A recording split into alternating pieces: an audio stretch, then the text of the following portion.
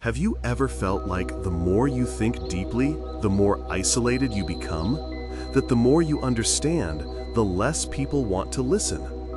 It's not just in your head.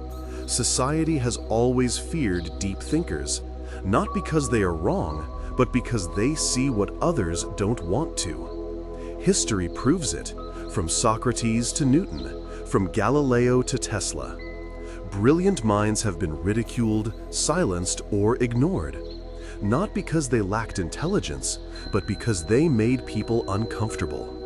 Schopenhauer, one of the most brutally honest philosophers, believed that intelligence itself was a curse, one that isolates those who see the world too clearly. But why does this happen? Why does society resist those who think differently?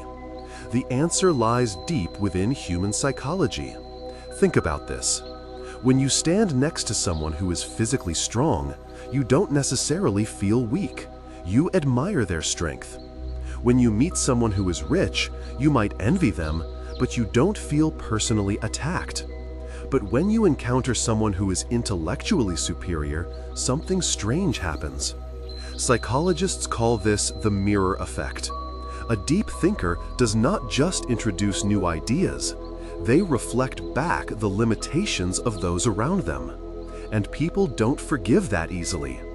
The mere presence of someone who thinks deeply can make others feel inadequate, even if the deep thinker says nothing at all. But why does this happen? Why does intelligence, more than any other kind of superiority, provoke such discomfort? To understand this, let's consider how our minds process different forms of superiority. When someone is physically stronger, we might see them as a leader or protector. When someone is wealthier, we might admire their success or aspire to achieve something similar.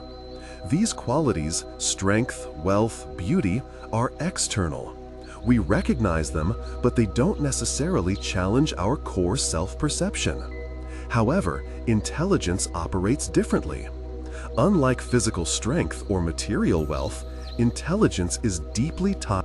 Critically, meanwhile, those who question widely accepted beliefs often struggle to find a broad audience. This is the paradox of intelligence. The more someone seeks truth, the more